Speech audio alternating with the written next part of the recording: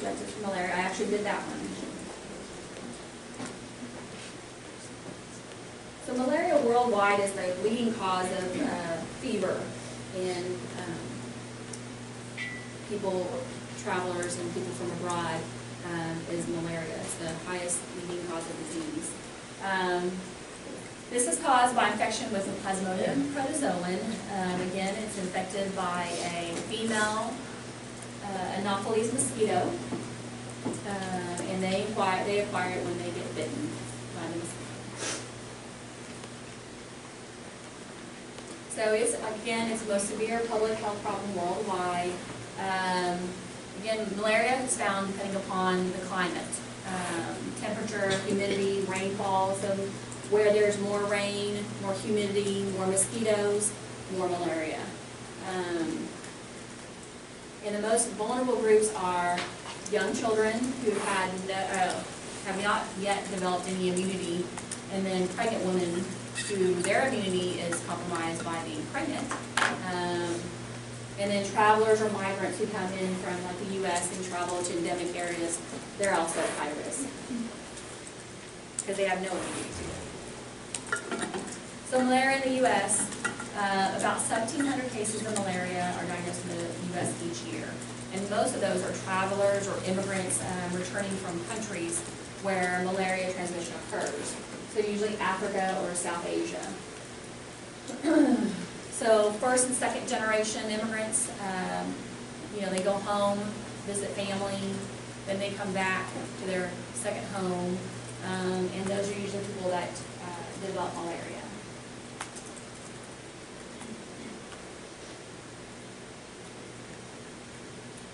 And there are Anopheles mosquitoes capable of transmitting malaria in the U.S., so there's always a risk of resurgence in the U.S. So again, transmission, usually a bite from an infective Anopheles mosquito, and then you can get it from what's called airport malaria.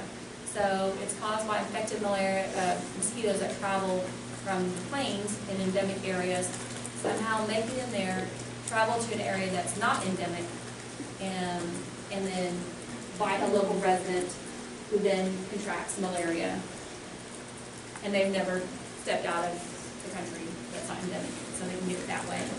Congenital malaria, getting it from an infected mother, transmits the parasite to their child during pregnancy, before or even during delivery.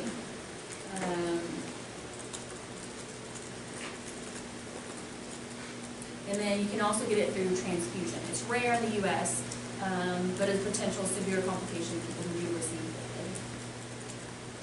Because on average, there's only one case of transfusion-related malaria in the U.S. every 2 years. Because there's no screening for malaria, right, when you donate blood? I think it's the screening when they come in, like the heavy travel. Okay. But there's no specific blood screening whenever you give blood. Because you could, have traveled and maybe you didn't screen positive, and then you come back and you traveled. Do they screen them every time they come in? I don't think I didn't get screened. Usually, is there a question, like, have you traveled in this? In the last 60 days or 30 days or a year. I think it's a year, isn't it? I don't remember, but there's no blood test that we did. Okay. So there are 5 Plasmodium species known to cause malaria in humans. P. falciparum is the most serious disease, and most commonly cause severe malaria. P. vivax, P. ovale, P. malaria, and P. molesting. This is just a life cycle. Again, the malaria is transmitted by a bite of an infected mosquito. And during feeding, the mosquito injects sporocytes, which circulate into the liver, and then it infects hepatocytes, causing asymptomatic liver disease.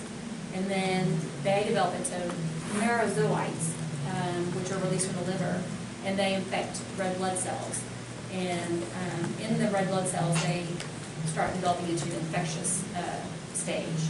And then those are, when they start infecting the red blood cells, is when the patients start getting sick. So,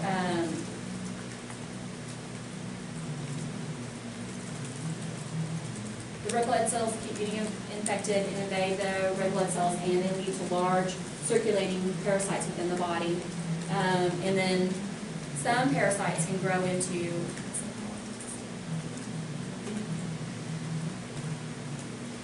develop into gamocytes, which are infectious to mosquitoes, so allowing completion of the life cycle and infection of others. Here's a nice little graph to show you. So this is just a busy slide that talks about the different species. So again, the P. falciparum is the one that causes the most serious disease. So just kind of remember that if I asked you a question, which of the following can cause the most severe disease, it would be P. falciparum. Because it can cause microvascular destruction to the red blood cells, affecting red blood cells, causing ischemia and tissue hypoxia in the brain, kidneys, lung, and the GI tract. P. vivax, many African Americans actually have resistance to this type of malaria. And African Americans who have hemoglobin S, hemoglobin C, thalassemias, and G6PD deficiencies can also be immune to the vivax species. Let's see.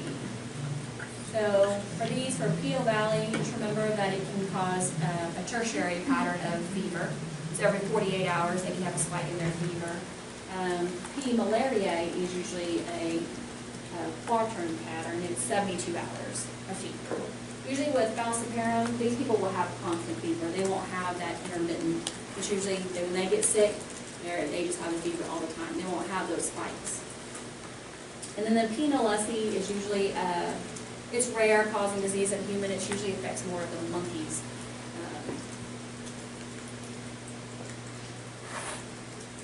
So if I ask you which one of the following can cause disease in monkeys, you'll know which one it is, right? Incubation period for P. falciparum. You can develop symptoms 1 month to exposure. So that's why when you give people prophylaxis for malaria, they usually take the antibiotics 4 weeks after they come back. So a lot of times people don't take them. One of my peers, Dan O'Donoghue, he went on a recent trip and he came back. He didn't finish his antibiotics, and guess what? He developed malaria. He thought he was going to die. He said he's never been so sick, and when I saw him after he shortly got the malaria and was recovering from it, I mean, he did not look well. And I don't think he felt well for months after that. Bless you.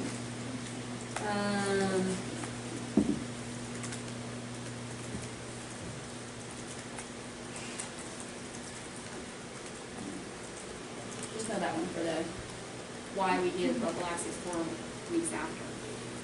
Signs and symptoms, again, viral illness.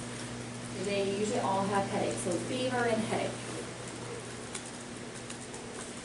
Chills, fever, and again, they may say, I feel like I have a fever every 2 days. Like I'll get better and my fever will spike again.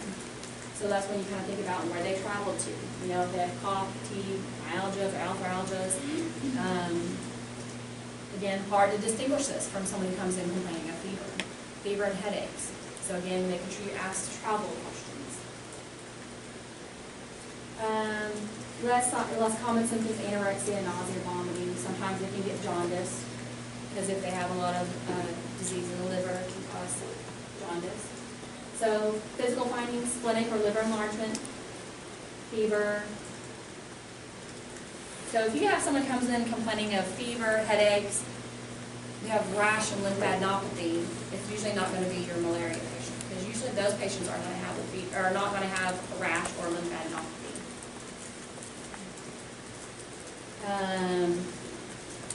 They can become metabolic acidosis, respiratory distress, pulmonary edema. They can have a lot of respiratory symptoms. And then severe falciparum can include multi-organ system damage. Then they can have decreased levels of consciousness. They can develop seizures. So all those CNS complications can develop as well. Someone just eat peppermint? Damn it. It smells so good. Thanks. So differential diagnosis, so this could be differential for all of the fever diseases.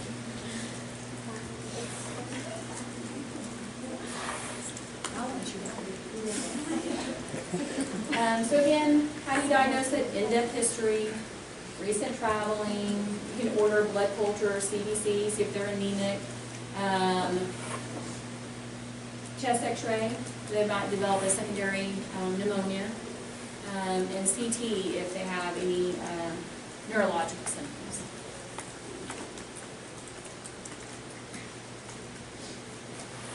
Diagnosis. So specific tests is you can do a gamma stain peripheral blood smear. That's usually the standard. You want to do multiple smears and you can actually see the parasites under the microscope. You can do a rapid diagnostic testing, PCR assay. Usually the PCR is usually helps with confirmation after you do a blood smear. And you can do that, it's called a rapid diagnostic test. It's like you can look for the plasmodial antigen using a dipstick.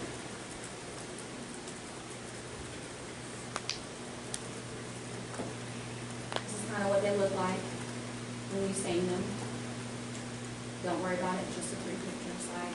Back when I was in school, I'm sure they had the same exact slide, but they made us remember the slide. And so they just go picture, and you're supposed to be able to read it. I was like, I am not a histologist. Treatment. So with malaria, I'm sure you guys have a big giant malaria lecture. So it's, again, it depends on the severity of the disease, the species, where they came from endemic-wise. So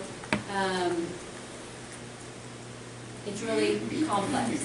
But usually, again, you can contact the CDC if you find someone, if you have a patient you diagnose them with malaria. You can tell them where they traveled to, and they can tell you the best treatment options. The chloroquine, Dr. Latassi talked about that drug, so that's a first-line drug for non-falciparum malaria for most areas, and you can use it for prophylaxis. Whenever I went to Vietnam, I think was given doxycycline for my prophylaxis treatment. That's just, you can read through that, you don't have to memorize it. But for malaria, prevention is key. So the ABCDs of malaria. So you're aware, recognizing malaria, that's the key. Again, looking at thorough history of your patient.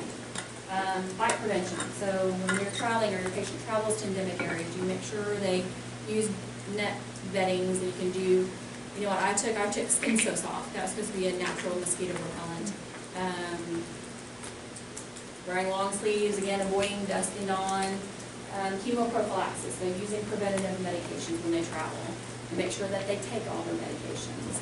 And then early diagnosis when they come back are all key measures to diagnosing, preventing malaria. I already talked about that, Collins dose. Yeah, so again, remember, no chemoprophylaxis provides 100% protection, but some is better than none.